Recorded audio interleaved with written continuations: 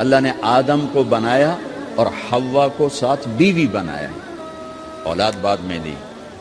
اور ایک اور بات، آدم کو بنا دیا مٹی کا پتلا کٹھا کر کے، مٹی کٹھی کر کے پتلا بنا دیا، 40 سال کے بعد روح ڈالی، چل بھائی جا جنت، اور اکیلے بھیج دیا، بیوی نہیں دی۔ حالانکہ اللہ چاہتا تو ساتھ ہی حضرت حوا کی مٹی کا ڈھیر بھی لگا دیتا، اس کا پتلا بھی تھپ دیتا، فرشتوں سے تھپوا دیتا، اور پھر 40 سال کے بعد دونوں کو کٹھا جنت میں ڈالتا۔ بہت سارے پیغام، اس میں بہت سارے پیغام، تاخیر ساتھ نہیں بنایا، دیر سے بھیجا، انتظار قدر کو بڑھانے کے لیے کہ عورت کی قدر کرنا، کمزور ذات ہے، کمزور مخلوق ہے، قدر کرنا۔ دوسرا، پہلے دن پتلا نہیں بنایا کہ ننگا پڑا ہو، عورت کا پتلا ننگا ہو، مٹی کا ہو، پتھر کا ہو، تو اس میں کیا کشش؟ تو ان مرد کے لیے کشش کوئی نہیں، تو فرشتوں کو کیا کشش تھی؟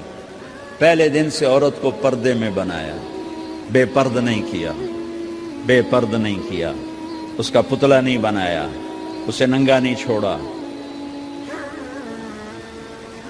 اس کو پہلے دن سے کورڈ۔ اور کیسے بنایا؟ فرشتوں کو کی آنکھوں پہ پردہ اور آدم کو سلا دیا۔ آدم علیہ السلام سوئے ہوئے ہیں، فرشتوں کی آنکھوں کے سامنے پردہ ڈال دیا گیا۔ جب آدم اٹھے ہیں، اور ایک اور بات، جنت میں رہ کر بھی آدم علیہ السلام کا دل نہیں لگتا تھا، اداس اداس رہتے تھے۔ اماں آئی تو بابے دا دل لگا، تو اداس رہتے تھے جنت میں۔ جب آنکھ کھلی تو اپنے لیفٹ سائیڈ پہ ایک خاتون، سر سے لے کر پاؤں تک لباس میں۔ آپ نے سنا ہے نا، یوسف علیہ السلام دنیا میں سب سے خوبصورت ہستی پیدا کیے گئے، یہ مردوں میں، عورتوں میں سب سے خوبصورت حضرت حوا کو پیدا کیا۔ کون ہے؟ کہتے ہیں اللہ کی آدم تیری بیگم، کون ہے تیری بیگم؟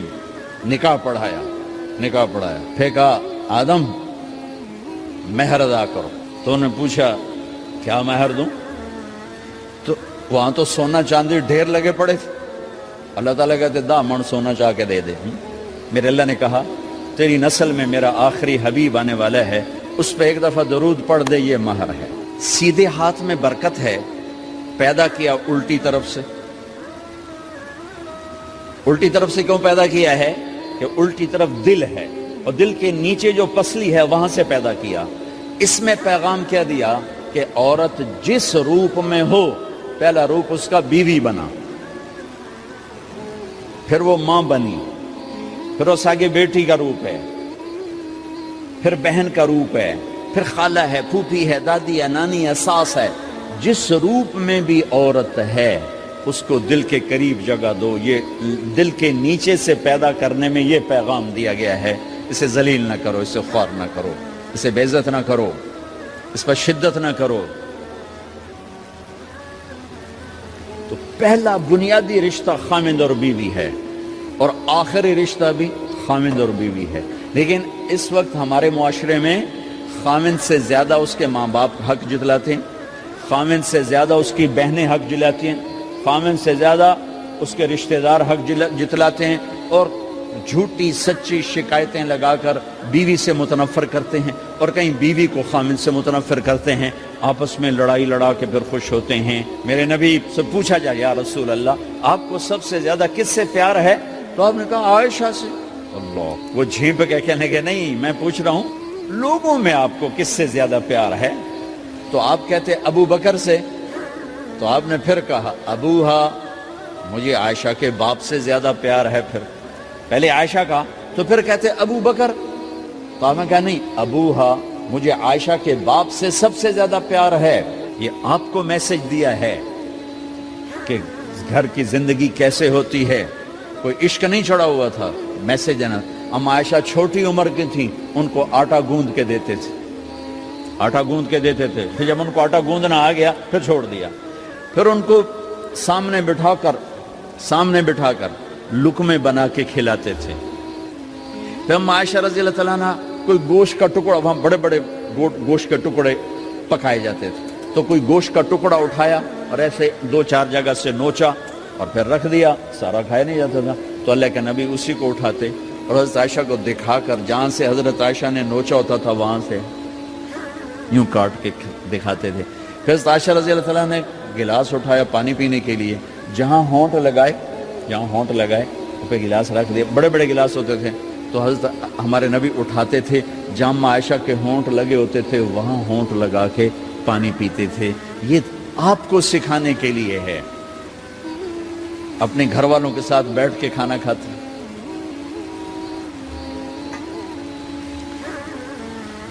یہ میرے نبی کی معاشرت ہے, یہ میرے نبی کی زندگی. گھر میں جھاڑو دیتے, اپنے کپڑے خود دھوتے, کوئی چیزیں بکھری پڑی ہوتی تو بیوی کو نہیں ڈانٹتے, خود اٹھ کے سیٹ کر کے رکھ دیتے. گھر والوں کے ساتھ مل کر برتن دھوتے, صفائی کرتے, گھر والوں کے ساتھ مل کر. یہ میرے نبی کی ایک خوبصورت زندگی ہے. بھائیوں بہنوں, ہم بھلا چکے ہیں.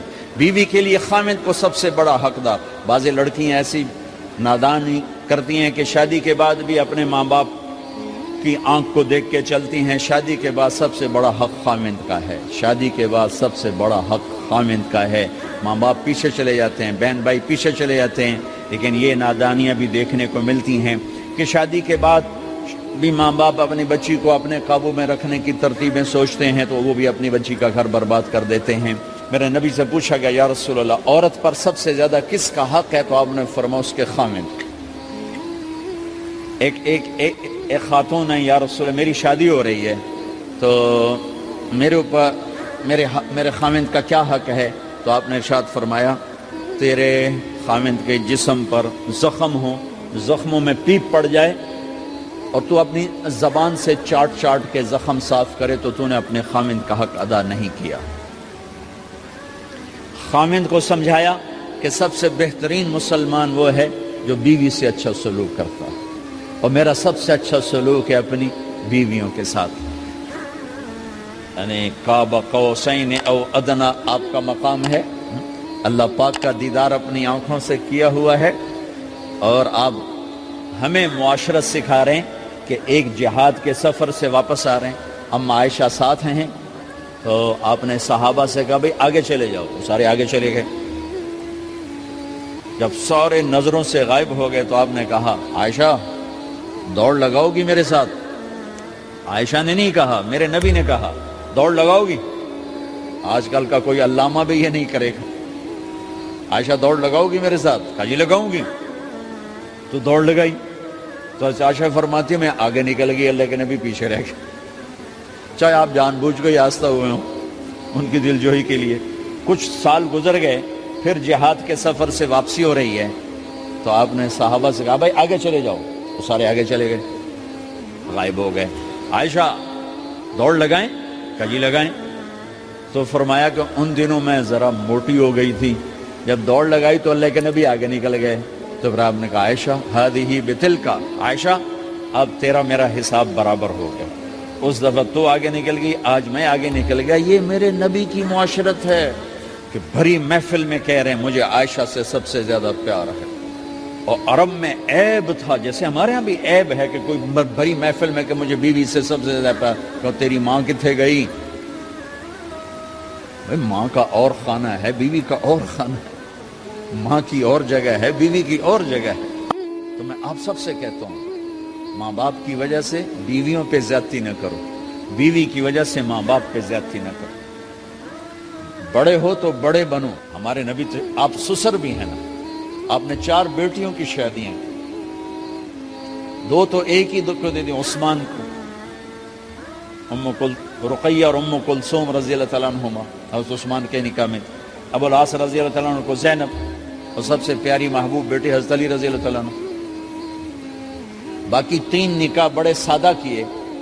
حضرت فاطمہ کا نکاح بڑے دھوم دھام سے کیا. ان کا رشتہ لے کر صدیق آئے, یا رسول اللہ میں خواہش مند ہوں, آپ چپ رہے.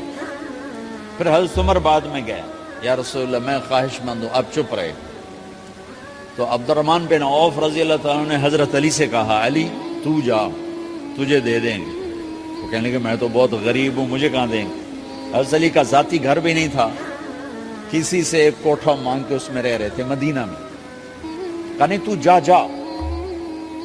تو یہ مسجد میں پہنچے, اللہ کے نبی کو دیکھا تو ایسا روب طاری ہوا کہ بولے ہی کچھ نہیں. اللہ کے نبی کو تو پتہ ہے کہ کیا ہے اور کس لیے ہے. تو آپ نے کہا علی کیسے آئے؟ چپ. کہا لگتا ہے فاطمہ کے رشتے کے لیے آئے ہو. جی ہاں. تو ہم نے کہا انشاءاللہ. اتنا کہا انشاءاللہ اور چپ ہو گئے. تو حضرت علی چپ کر کے اٹھ کے باہر آ گئے. صحابہ باہر کھڑے ہوئے تھے. تو کہنے لگے یار دیکھا نا, میں تمہیں پہلے ہی کہتا تھا مجھے نہ بھیجو, انکار ہو گیا, بولے ہی کچھ نہیں. تو حضرت عبد الرحمن بن عوف کہنے لگے جنہوں نے بھیجا تھا, کچھ تو کہا ہوگا, کہ بس انشاءاللہ کہا. کہا تو اللہ کے بندے ہاں ہو گئی, نبی کی انشاءاللہ ہاں ہوتی ہے, یہ ہاں کیوں نہیں کی؟ سبحان اللہ, اللہ اکبر, یہ ہاں کیوں نہیں کی؟ گھر گئے, فاطمہ علی کا رشتہ آیا ہے کر دوں, اس لیے ہاں نہیں کی. ہم تو بیٹیوں سے پوچھتے ہی نہیں, ایپ سمجھتے ہیں بیٹیوں سے پوچھنا. یہ میں گاں نو بن چھڑیا قلعے نال, ایویں اسی دیاں نو بن چھڑنے قلعے نال. مجھے ایک اپنی مطلب برادری لیول کے ایک خاتون کا فون آیا کہ مولانا پڑھایا مجھے لاہور میں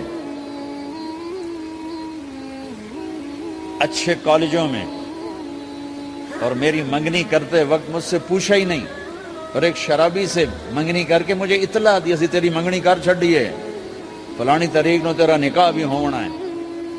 مجھے آج تک گلہ ہے, پوچھ لیتے. اگر نہیں پوچھا تھا چلو میں نا ساڑھے پنجاب کوئی نہیں پوچھ دے, گاں مجھ دی طرح ٹور چھڑ دین, تو چلو اتنا تو ویکھ لیندے بھی کم از کم شراب تو نہ پیندا ہویا. ایک شرابی نال میرا نکاح کر چھڑ, ساری زندگی اڈیاں رگڑ رگڑ میری گزر گئی.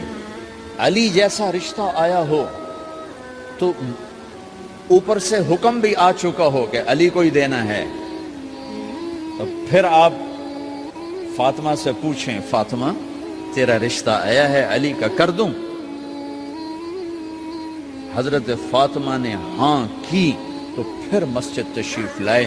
یہ آپ کو معاشرت سکھائی جا رہی. انسان زندگی کیسے گزارنی ہے, مرد عورت ہے زندگی کیسے گزارنی ہے.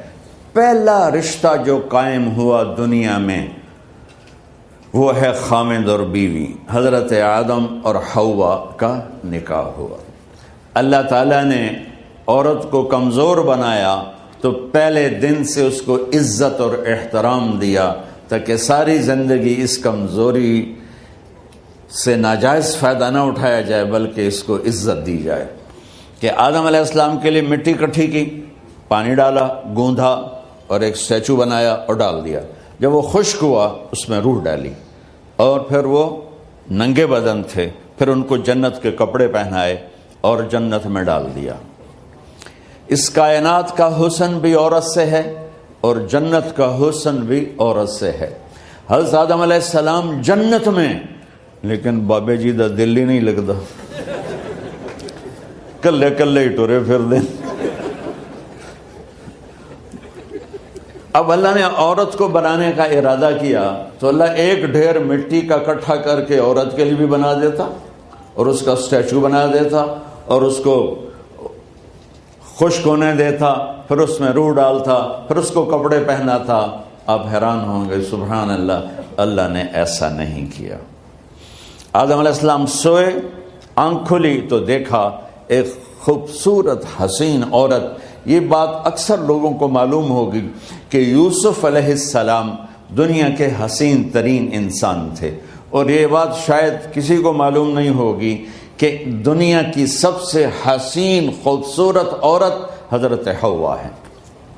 حوا جن پر بڑھاپا آیا ہی نہیں, 1000 سال کے قریب زندگی گزاری, بڑھاپا نہیں آیا. حضرت آدم اور حوا قریب قریب عمر تھی. حضرت آدم کی عمر تو کتابوں میں مل جاتی ہے 1000 برس, لیکن حضرت حوا کی عمر کتنی تھی یہ کہیں پڑھنے کو ملا نہیں. اس لیے میں اندازہ کرتا ہوں کہ قریب قریب ہوگی. بڑھاپا نہیں آیا, بیماری نہیں آئی. اور حضرت حوا کو مینسز بھی نہیں آتے تھے. یہ عجیب بات آپ کو بتاؤں, اللہ نے اتنا جنت کا ان کے اندر نمونہ رکھا. تو جب حضرت آدم کی آنکھ کھلی تو دیکھا ایک حسن کا پیکر، انہوں نے تو جنت ہی بھول گئی. کہنے لگے یا اللہ ہن دل ٹھریا جا کے. یا اللہ کون ہے؟ کہ تیری بیگم. کہ واہ جی واہ، موجاں ہی موجاں. تو اللہ تعالیٰ نے نکاح پڑھایا. سبحان اللہ. اپنے نبی کی شان دوبارہ سنو. تو اللہ نے کہا آدم اپنی بیگم کا مہر ادا کرو. تو وہ پوچھنے لگے کیا مہر ہے؟ دیکھو ایک بات سنو، مہر کسی کی بیٹی کی قیمت نہیں ہوتی. $1 ہو یا $1 ٹریلین ہو، بیٹی کی کوئی قیمت نہیں ہوتی. یہ ایک نشان ہے کہ اس بچی پر اب یہ جو خامند ہے وہ موت تک خرچہ اس کے ذمہ ہے، بیوی کے ذمہ خرچہ نہیں ہے. خامند کما کے لائے گا اور اپنی بیگم کو کھلائے گا، اور بیوی گھر کی ذمہ داری نبھائے گی. تو خیر وہ الگ بات چلی جائے گی. اللہ تعالیٰ نے کہا کہ مہر ادا کرو. کہا جی کیا مہر ہے؟ تو میرے اللہ نے کہا تیری نسل میں میرا آخری نبی آئے گا، اس پہ ایک دفعہ درود پڑھ دے، یہ مہر ہے. اچھا، شروع دن سے ہے کہ میں نے قبول کیا. قبول کیا کا مطلب ہے کہ میں اس لڑکی کو قبول کر رہا ہوں، اس کی کمیوں کے ساتھ بھی خوبیوں کے ساتھ بھی. اور جب لڑکی کہتی ہے سائن کرنا قبول کیا ہے، یا زبان سے کہے قبول کیا ہے، تو یہ اس بات کی گارنٹی ہے کہ میں نے اپنے اس لڑکے کو خامد ہونے کے طور پہ قبول کیا، اس کی کمیوں کے ساتھ بھی، اس کی خوبیوں کے ساتھ بھی. اور جو ہی شادی ہو کر ڈولی سسرال کے گھر جاتی ہے تو ٹیسٹ شروع ہو جاتا ہے، کی کر دیے، باندھی کے میں، اٹھیندی کے میں، بول دی کے میں. اور اس میں بہت زیادہ نیگیٹو کردار ہے سسرال کا، کئی لڑکیوں کا، کیونکہ ہم نے اپنے نبی کی زندگی نہیں قبول کیا. یہ واجب ہے کہنا قبول کیا، کہ جس میں پیغام ہے کہ اب میں اس کی میں کوئی کمی ہے وہ بھی قبول کروں گی، کوئی خوبی ہے تو سر ماتھے پر. اور لڑکا کہتا ہے کہ میں اسے قبول کرتا ہوں، اس کی خوبیوں کے ساتھ بھی، کمیوں کے ساتھ بھی. یہ بات یاد رکھنا، پرفیکشن کبھی تلاش نہ کرنا، پرفیکشن کبھی تلاش نہ کرنا. اللہ نے 100 نمبر نہیں مانگے، 51، ایک نمبر اوپر ہو گیا. گناہ تمہارے 50 ہیں اور نیکی تمہاری 51 ہے، تو اس ایک پر ہم تمہیں جنت میں ڈال دیں. اب کوئی خامند اپنی بیوی میں پرفیکشن دیکھنا چاہے، بیوی اپنے خامند میں پرفیکشن دیکھنا چاہے، ساس سسر اپنی بہو میں، ساس سسر اپنے داماد میں، بھائی اپنے بھائی میں، ماں باپ اپنی اولاد میں، اولاد اپنے ماں باپ میں، جہاں یہ نظر ہوگی تو وہاں لڑائی ہوگی. کمیوں کے ساتھ قبول کرو. قبول کا لفظ اتنا واجب ہے، تو ڈر تو پھر بہ گئی تھی نا.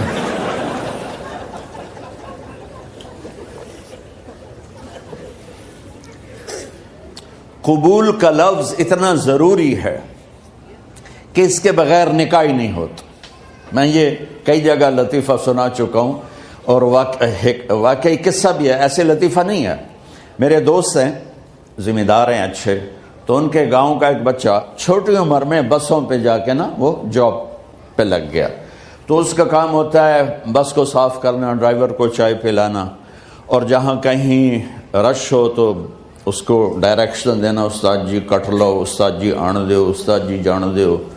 تو یہ اس کا محاورہ بن جاتا ہے. اب اس کا نکاح ہوا تو مولانا صاحب نے کہا بھائی عبد الرحمن، میں فرضی نام لے رہا ہوں، نام مجھے اس کا یاد نہیں، عبد الرحمن زینب بنت اسلم نو تیرے نکاح دیتا 500 مہر تو قبول کیتا؟ تھوڑی دیر سوچ کے کہندا جی آن دیو. اس نے ساری زندگی آن دیو ہی سیکھا تھا. تو اس کے بھائی نے اس کو نہیں ماری تو کہنے لگا جی جان دیو. مولانا صاحب نے کہا آن دیو جان دیو نال کم نہیں بننا. تو آ کہ میں قبول کیتا.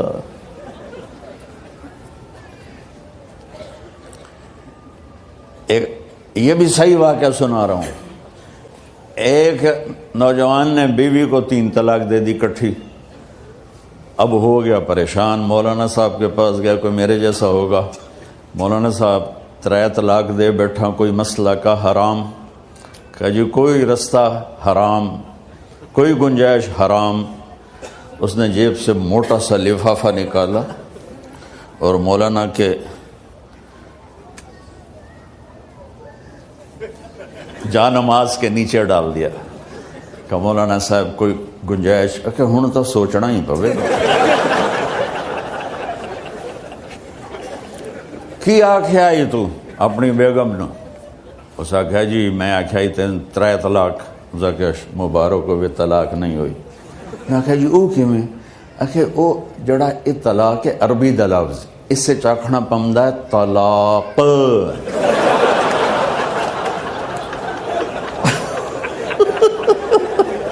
یہ آپ کو صحیح واقعہ سنا رہا ہوں. تو تم نے تو چھوٹے کاف کے ساتھ کہا ہے طلاق. او کاف تا کتے آلا ہے, موجاں کر. ایک لفافہ ہو راوے تو چاہے ساری زندگی دا حلال کر دے. لفظ قبول اتنا ضروری ہے. تو میرے نبی نے 11 شادیاں کی, اللہ کی قسم شوق کی نہیں تھی. ما تزوجت وما زوجت الا بوحی من السماء نزل به جبریل. کہ لوگوں سن لو میری بات غور سے, مجھے عورت کی کوئی رغبت نہیں ہے. میں نے جہاں شادی کی, جہاں بیٹی کی شادی کی, پہلے اللہ نے آسمان سے جبریل بھیج کے حکم دیا, پھر میں نے قدم اٹھایا. تو پہلا رشتہ خاوند اور بیوی ہے جو اس کائنات میں جڑتا ہے. یہ دنیا کا سارے رشتوں میں نمبر 1 رشتہ ہے, سب سے خوبصورت رشتہ ہے, سب سے اہم رشتہ ہے, سب سے بڑا رشتہ ہے. والدین کے لیے چند آیات ہیں, اولاد کے لیے چند آیات ہیں, بہن بھائیوں کے لیے چند آیات ہیں, خاوند اور بیوی کے لیے سینکڑوں آیات ہیں, سینکڑوں. تو اگر آپ اپنے گھروں میں کامیابی دیکھنا چاہتے ہو, اپنے گھر کو ہاؤس کی بجائے ہوم دیکھنا چاہتے ہو, خوشی کا اگر آپ اسے گہوارہ بنانا چاہتے ہو, اللہ کی قسم ڈگریوں سے نہیں ہوگا, محبت سے ہوگا. میرے نبی سے پوچھا گیا یا رسول اللہ اسلام کا سب سے مضبوط عمل, نہیں, میرے نبی نے سوال کیا, بولو بھائی اسلام کا سب سے مضبوط عمل کیا ہے؟ صحابہ نے کہا نماز. نہیں, سبحان اللہ. ابھی میں نماز کی کتنی اہمیت بتا چکا ہوں. انہوں نے عرض کیا جہاد, آپ نے فرمایا نہیں. تو صحابہ نے عرض کیا روزہ, آپ نے فرمایا نہیں. اللہ کہ یا رسول اللہ حج, آپ نے فرمایا نہیں. تو سارے صحابہ حیران ہو گئے, یا رسول اللہ نماز, جہاد, روزہ, حج, تو پھر کیا ہے؟ اب سننا سارے بہن بھائی, مستورات, بچے بچیاں. آپ نے فرمایا اسلام کا سب سے مضبوط اور بڑا عمل ہے آپس میں اللہ کے لیے محبت کرنا. اگر آپ اپنے گھروں میں حسن دیکھنا چاہتے ہو تو ایک دوسرے سے محبت کرو, اظہار محبت کرو. اور محبت کے پیدا ہونے کے لیے بہت ساری چیزیں ہیں, لپیٹ کے 2 میں کر لیتا ہوں. 2 میں بیوی کی خوبی دیکھو, کمی نہ دیکھو. خاوند کی خوبی دیکھو, کمی نہ دیکھو, پہلی بات. دوسری بات, اس زبان سے زہر نہ اگلو محبت کے پھول. اس زبان سے کڑوے جملے نہ ہوں, طنز نہ ہو, ٹانٹنگ نہ ہو, بیزن نہ کرو, انسلٹ نہ کرو, تو آپ کے دل جڑ جائیں گے. یاد رکھو شکلوں سے زندگی آباد نہیں ہوتی, زندگی اخلاق سے آباد ہوتی. تو اپنے گھر سے ٹانٹنگ نکال دو. نہ کہا کا مطلب ہے بارش کا زمین میں جذب ہو کر یکجان ہو جانا. دو زندگیوں کا محبت میں جذب ہو کر یکجان ہو جانے کو نکاح کہتے ہیں. نہ کہا آنکھوں میں نیند کا اتر کے سلا دینا. نہ کہا خامد اور بیوی کا ایسی محبت دینا کہ چین کی نیند آ جائے. نہ کہا اعتماد کرنا، بھروسہ کرنا، خامد بیوی پہ بھروسہ کرے، بیوی خامد پہ بھروسہ کرے. اے نوے لوک لوک کے فون چیک ہو رہے ہوئے کال کتنے کی تھی، کال کتنے کی تھی. عزت دو، اعتماد کرو. چوتھا مطلب درخت کا چھاؤں بنا دینا. نہ کہا میاں اور بیوی، خامد اور بیوی کا محبت کی ایسی چھاؤں بنانا کہ اس کے نیچے اولاد کا پودا خوبصورتی سے پیدا ہو سکے. نہ کہا، صرف لفظ نکاح کے مطلب بتا رہا ہوں. نہ کہا مریض کو، کدھر ڈاکٹر بیٹھے ہیں میرے سامنے بیٹھے ہیں، مریض کو دوا ایسی دینا کہ وہ شفا یاب ہو جائے. آپس کے ایسے تعلق بنانا کہ زندگی کو شفا مل جائے. میرے بھائی بہنوں، میں آپ کو اپنے نبی کی زندگی بتا رہا ہوں.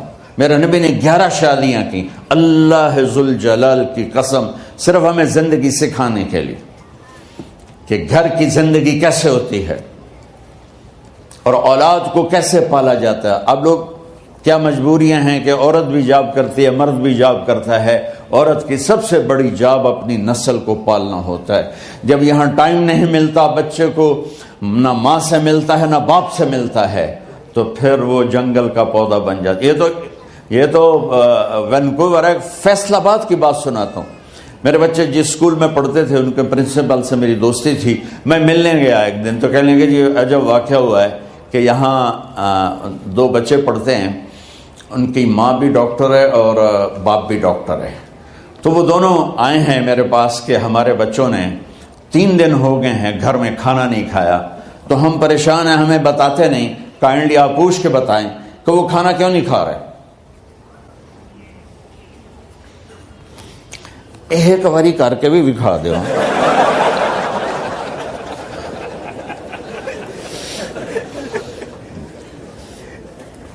ہمارا دین اتنا خشک نہیں، ہمارے مولوی صاحبان نے زیادہ خشک بنا دیا.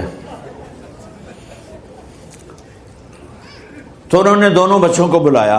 سننا، سارے فیملیز بیٹھے ہو جہاں میں فیملی کی زندگی کو فوکس کر کے نبی سے جوڑ کے بتا رہا ہوں، طارق جمیل کے تجربے نہیں بتا رہا.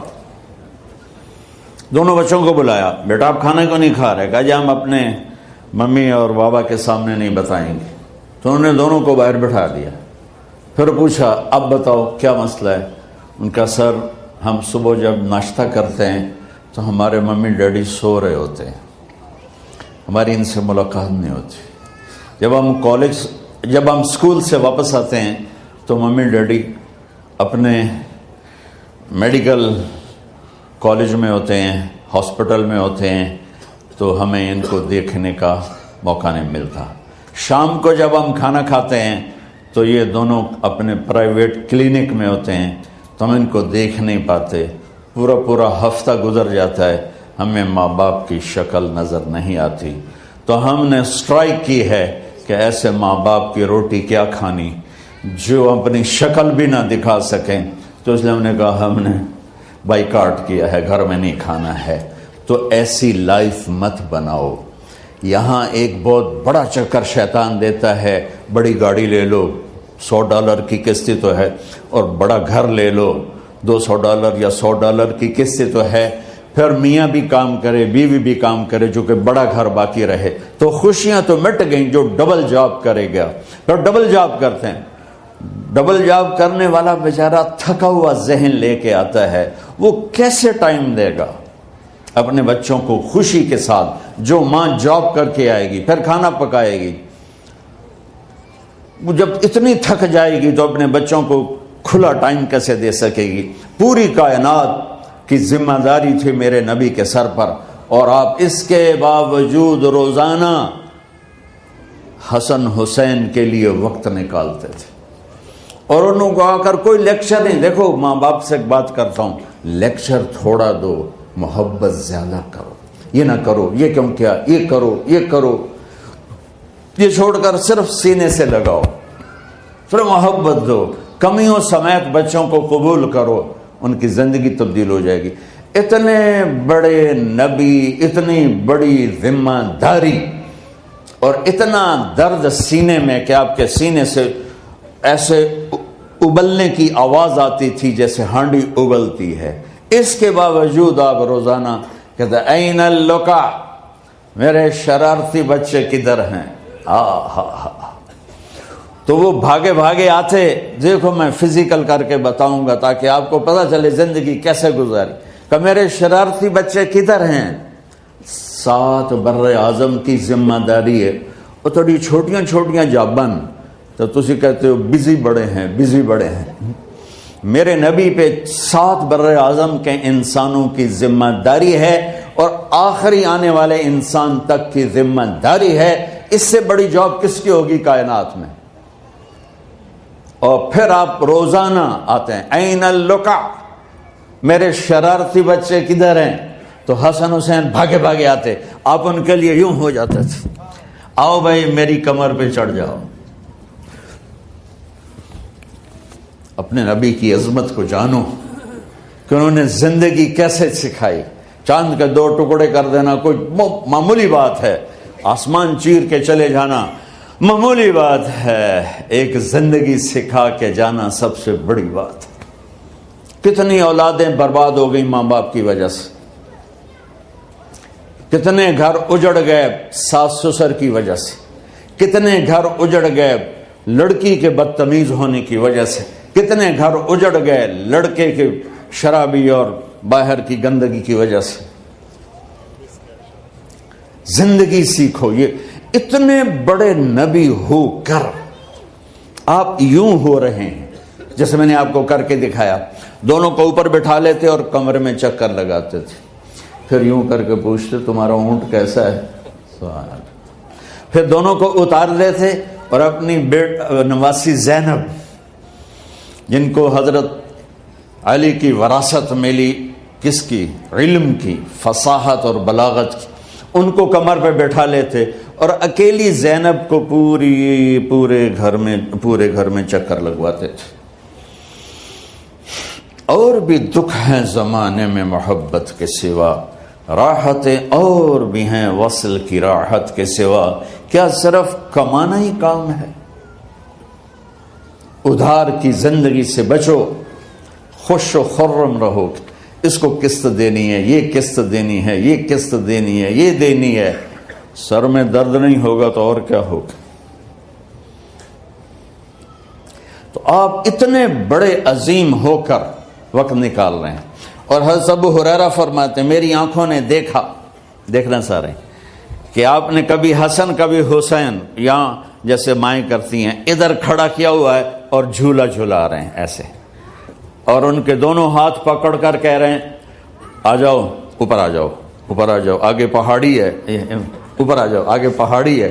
تو ایسے ایسے آتے اور اوپر آؤ، وہ یہاں آ جاتے، آگے آؤ، وہ یہاں آ جاتے، آگے آؤ، وہ یہاں آ جاتے، تو پھر آپ یوں ہو جاتے، آگے آؤ، تو چڑھتے چڑھتے یہاں آ جاتے، یہاں تو وہ یہاں آ جاتے، تو آپ ان کے ہاتھ فکس کر کے آگے بڑھ کر ان کے ہونٹوں کا بوسہ لیتے اور کہتے یا اللہ میں ان سے پیار کرتا ہوں، تو بھی ان سے پیار فرما۔ بھائیو اللہ کی قسم، پیسے سونے چاندی سے زندگی میں خوبصورتی نہیں آتی، نبی کی غلامی سے زندگی میں خوبصورتی آتی ہے۔ اتنے بڑے نبی ہیں اور حضرت عائشہ سے کہہ رہے ہیں دوڑ لگائیں۔ یہاں کسی مولانا سے پوچھو اپنی بیوی سے کبھی کہا اس نے کہ دوڑ لگائیں؟ الٹا سوٹا لے آتے کھلو جاوے گا۔ عائشہ دوڑ لگائیں، اور واپسی کہاں سے ہو رہی ہے؟ دوڑ کہاں لگ رہی؟ جہاد کے سفر سے واپسی ہو رہی، اور آپ نے اپنے صحابہ سے کہا سب آگے چلے جاؤ۔ جب سارے آگے چلے گئے اور کوئی نظر نہیں آ رہا تو آپ نے کہا عائشہ آؤ دوڑ لگائیں۔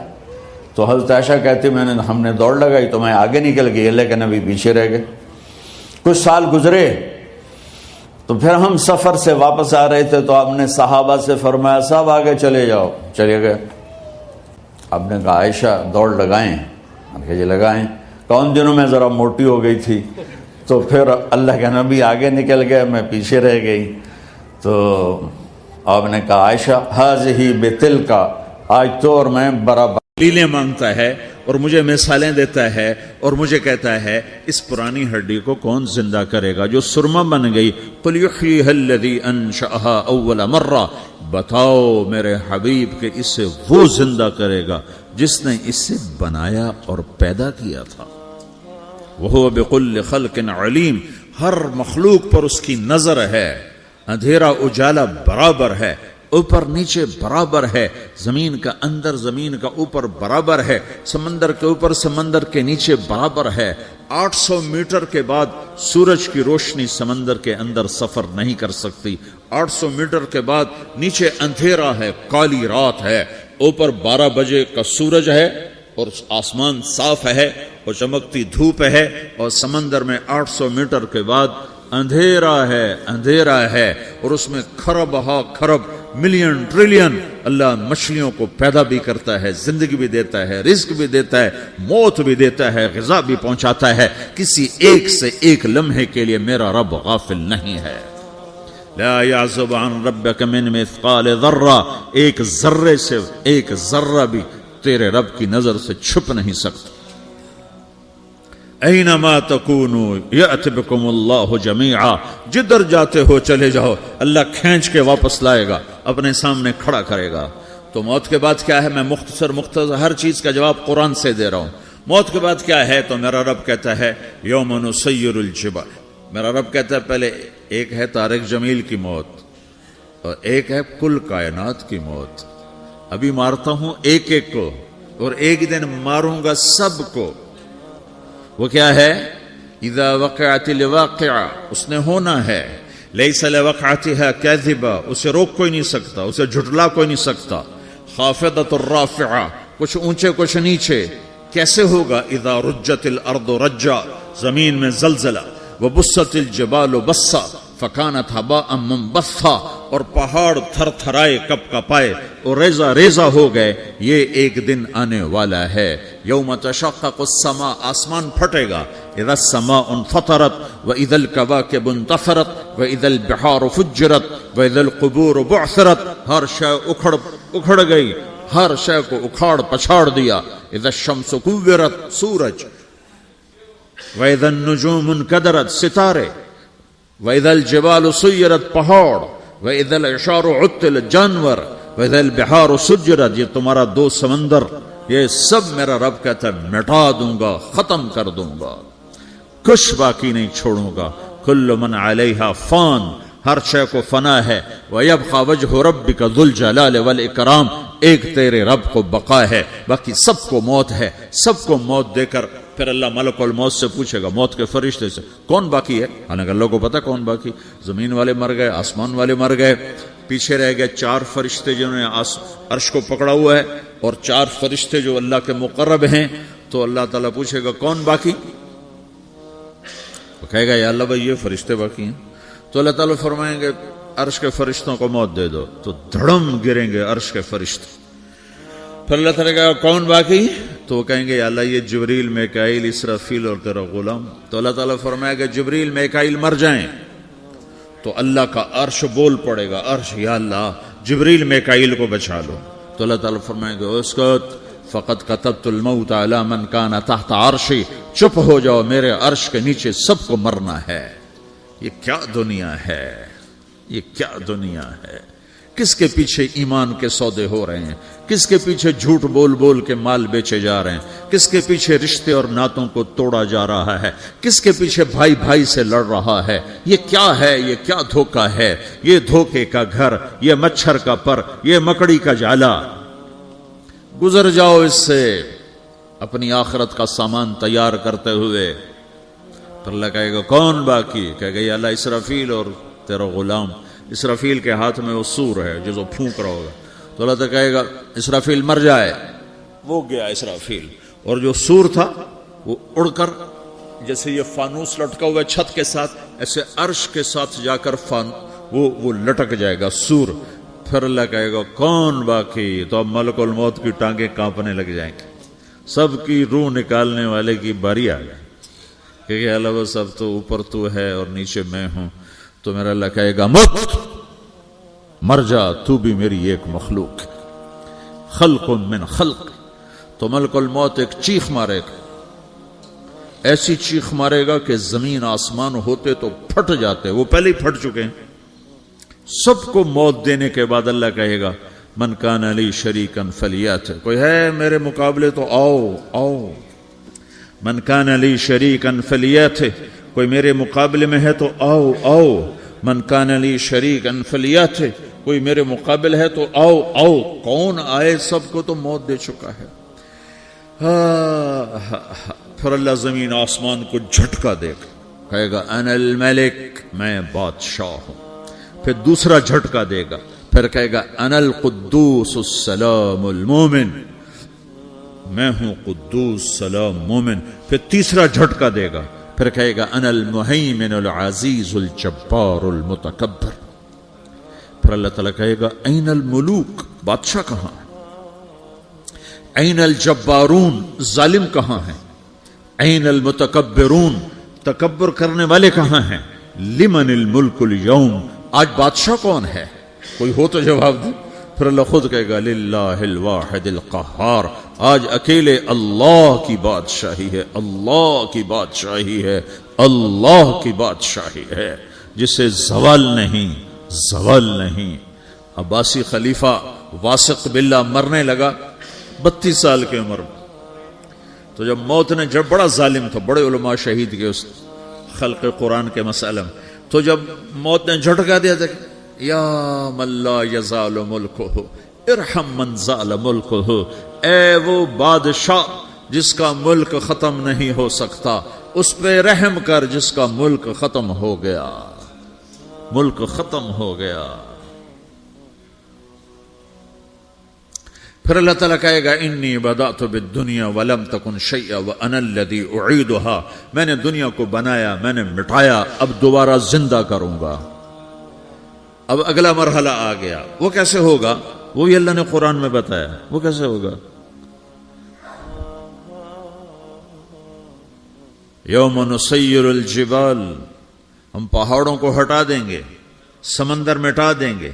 وترى الارض بارزہ، زمین ننگی ہوگی، کھلی، نہ پہاڑ، نہ صحرا، نہ دریا، نہ سمندر، نہ جھیل، نہ ساؤتھ پول، نہ نارتھ پول جہاں برف جمی ہوئے.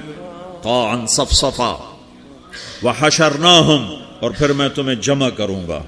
فلم نغادر منہم احدا، ایک بھی پیچھے نہیں چھوڑوں گا. کس لیے؟ لقد احصاہم، میں نے گھیرے میں لیا ہوگا. وعدہم عدا، ایک ایک کو گن گن کے اٹھاؤں گا. وَقُلٌ آتِيهَ يَوْمَ الْقِيَامَةِ فَرْدًا، اور آج تم سب اکیلے اکیلے میری بارگاہ میں پیش کیے جاؤ گے. وَلَقَدْ جِئْتُمُونَا فُرَادًا كَمَا خَلَقْنَاكُمْ أَوَّلَ مَرَّةٍ، میں نے تمہیں جیسے ماں کے پیٹ سے تنہا نکالا تھا، آج تمہیں تنہا نکالوں گا. عُرَاةً حُفَاةً غُرْلًا، یہ حدیث کے الفاظ ہیں.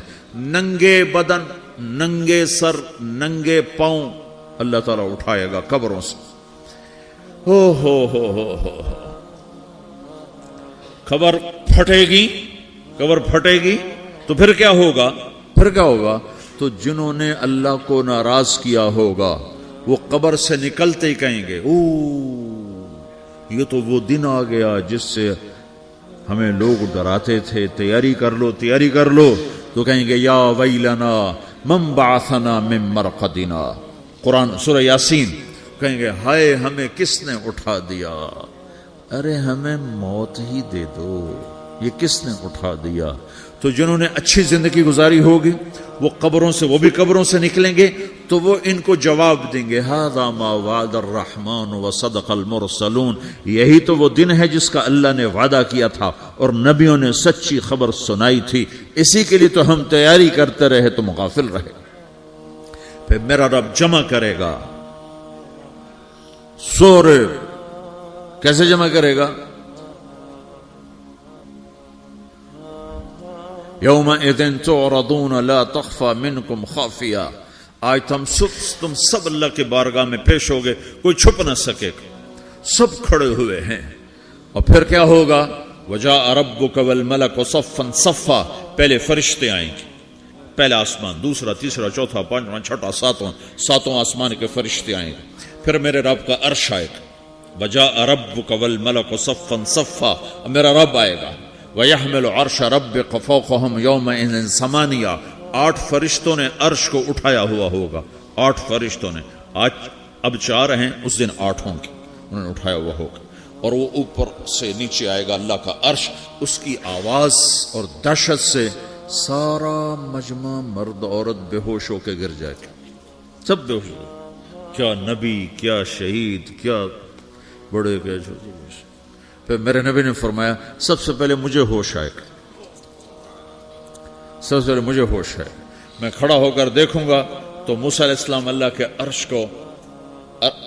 अर्श का पाया पकड़ के खड़े होंगे। तो आपने फरमाया मुझे नहीं पता वो मुझसे पहले बेहोश में आए या अल्लाह ने उनको बेहोश ही नहीं किया, उस बेहोशी के बदले में जो दुनिया में दे दी थी। जब उन्होंने कहा था तुझे देखना चाहता हूं, तो अल्लाह ने कहा नहीं देख सकते, अब थोड़ा दिखा दे। तो अल्लाह ने तजल्ली डाली तो 40 दिन के लिए बेहोश हो गए। 40 दिन के बाद होश आया।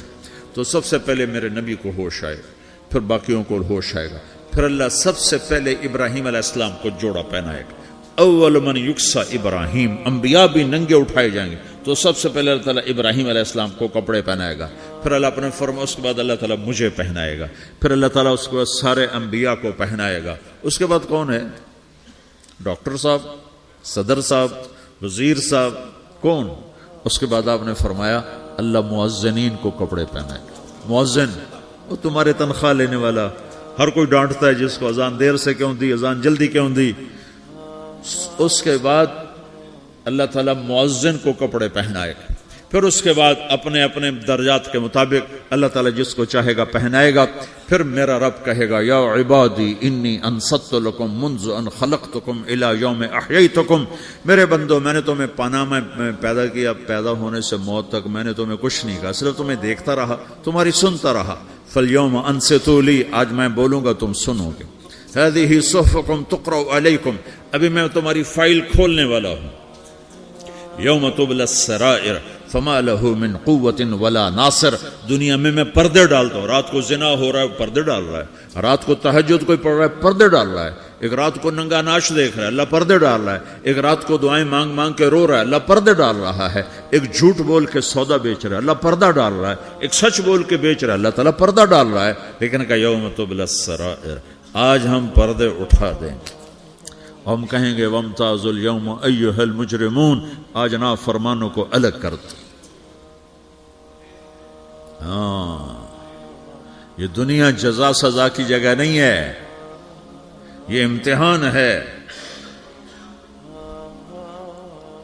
फिर मेरा रब कहेगा जन्नत आए, उज़्लिफ़तिल जन्नतु लिल मुत्तक़ीन। फिर मेरा रब कहेगा जहन्नम आए, व बुर्रज़िल जहीम लिल गावीन। फिर रब कहेगा पुल सिरात बिछाया जाए, व इम मिनकुम इल्ला वारिदुहा। फिर अल्लाह फरमाएगा तराजू लाया जाए, तराजू। वनदउल मवाज़ीन अल क़िस्त लियौम अल क़ियामा। फिर मेरा रब कहेगा हिसाब शुरू किया जाए, बुलाओ फलां बिन फलां को बुलाओ। युजाउ बिब्ने आदम यौम अल क़ियामा फ़यूक़फ़ु बैन यदैल्लाहि तआला कअन्नहु बज़ज। हर आदमी को, फरिश्ते, मर्द को, औरत को अल्लाह के सामने जब खड़ा करेंगे तो ऐसे कांपेगा, जैसे छोटा बकरी का बच्चा कांपता, ऐसे कांप रहा होगा, ऐसे। तो अल्लाह ताला कहेगा आतैतुका व खव्वलतुका व अनअमतु अलैक अरिनी माज़ा सनअत फ़ीहा। मेरे बंदे तुझे पानामा में बहुत कुछ दिया था, तो आज क्या लाए हो मेरे लिए, दिखाओ तो सही। तो जो इसी के चक्कर में पड़ा रहा और आगे कुछ ना भेजा, वो कहेगा या रब्बि जमाअतहु व सम्मरतहु व तरक्तहु अक्सर मा कान। या अल्लाह वो तो मैं वहीं पानामा में छोड़ के आ गया, अगर इजाजत हो तो मैं ले आऊं। तो अल्लाह कहेगा पनामा तो मिट चुका है, तो मैं अपनी तरफ से कह रहा हूं। अल्लाह ताला कहेगा नहीं नहीं वो नहीं, अरे नहीं माज़ा क़द्दमता, जो पीछे छोड़ के आए हो मैं उसका सवाल नहीं कर रहा, जो आज लाए हो वो किधर है, लाओ भाई। उसकी अच्छाई भी लाओ, बुराई भी लाओ, नेकी भी लाओ, गुनाह भी लाओ, अच्छा भी लाओ, बुरा भी लाओ, झूठ भी लाओ, सच भी लाओ, आज लाओ। بندگی بھی لاؤ، غفلت بھی لاؤ، ظلم بھی لاؤ، عدل بھی لاؤ، ہر چیز کو تولو. دنیا میں آپ چیزیں تولتے ہو، آخرت میں اللہ عمل تولے گا. ہائے ہائے جس کے عمل گھٹ گئے اور گناہ بڑھ گئے تو اللہ اکبر، ایک فرشتہ اعلان کرے گا ان فلان ابن فلان قد خفت موازینہ وشقی شقاء لا یسد بعدہ ابدا. فلاں فلاں کا بیٹا، فلاں فلاں کی بیٹی، اس کی نیکیاں گھٹ گئیں، وہ ہار گیا، وہ ہار گئی، اب یہ کبھی کامیاب نہ ہوگا. تو اللہ کہے گا خودو ہو، پکڑو. تو پولیس آتی ہے، پکڑا، ہتھ کڑی لگاتی ہے. تو اللہ کی پولیس آئے گی، وہ کیسے پکڑے گی؟ مجھے دیکھو، میری طرف دیکھو. تو اللہ کی پولیس آئے گی تو مجرم کو یہاں سے پکڑے گی، یہاں سے، یہاں ہاتھ ڈالیں گے یہاں، اور اس کو ایسے کھینچیں گے، ٹھک، تو اس کا پورا جبڑا باہر نکل جائے گا. تو ایسے گرے گا چکر کھاتا ہوا، پھر اٹھ کر کہے گا رحم کرو، رحم کرو، رحم کرو. وہ کہیں گے رحمان نے رحم نہیں کیا، ہم کیسے کریں؟ تو سرابیلہم من قطران، آگ کا لباس پہناؤ. وتغشا وجوہہم النار، آگ کی ٹوپی پہناؤ. یوم نسوق المجرمین الی جہنم وردا، انہیں بھوکے پیاسے آگ میں ڈال دو. یوم نحشر المتقین الی الرحمن وفدا ونسوق المجرمین الی جہنم وردا. نیکوں کے جانے کا طریقہ اور ہوگا، نافرمانوں کے جانے کا طریقہ اور ہوگا. کوئی عورت غلط ہوگی، ہار جائے گی، تو اس کو منہ میں ہار نہیں ڈالیں گے، اس کو سر کی چوٹی سے پکڑیں گے، بالوں سے، اور اس کو سے جھٹکا دیں گے. تو ایسے کلا بازیاں کھاتی ہوئی گرے گی، کہے گی رحم کرو، رحم کرو. وہ کہیں گے رحمان نے رحم نہیں کیا، ہم کہاں سے رحم کر. یہ ہارے ہوئے لوگ ہیں. یہ سب کچھ ہونے والا ہے، یہ سب کچھ ہونے والا ہے. اور اگر اس کی نیکیاں بڑھ جاتی ہیں، اوہو، تو میرا رب اعلان، تو فرشتہ اعلان کرے گا فلاں فلاں کا بیٹا کامیاب ہو گیا، نیکیاں بڑھ گئیں، مبارک ہو، مبارک ہو. تو میرا رب کہے گا کیا کہے گا؟ قرآن سے ہی سنو. فَأَمَّا مَنْ أُوتِيَ كِتَابَهُ بِيَمِينِهِ، جس کے سیدھے ہاتھ میں پیپر آ گیا، یہ کامیابی کی نشانی، نیکیاں بڑھ گئیں. تو ایک نعرہ لگائے گا. آدمی جب خوش ہوتا ہے تو نعرے مارتا ہے نا، جب زیادہ خوشی چڑھتی ہے تو نعرے لگاتا ہے. تو چھوٹے بچے بھی خوش ہوتے ہیں تو چیخنا شروع کر دو، ہو ہا کرتے ہیں. تو جب وہ دیکھے گا کہ میرے لیے جنت ہو گئی، تو ایک نعرہ لگے گا، ہو. تو وہ کہیں گے تمہیں کیا ہوا، کیا ہوا؟ تو اس کے نعرے کو قرآن نے لفظ بنا دیا، اس کے نعرے کو قرآن نے لفظ بنایا. فَأَمَّا مَنْ أُوتِيَ كِتَابَهُ بِيَمِينِهِ، جس کے سیدھے ہاتھ میں پیپر آیا، فَيَقُولُ هَاؤْمُ اقْرَءُوا كِتَابِيَهْ. وہ ایک نعرہ، یہ جو ہا میں یہ لفظ نہ، یہ نعرہ ہے. تو وہ کہیں گے کیا ہوا؟ کہے گا اقرؤوا کتابیہ، میرا پیپر دیکھو، میں پاس ہو چکا ہوں، میں پاس ہو چکا ہوں، میں پاس ہو چکا ہوں، میرا پیپر دیکھو.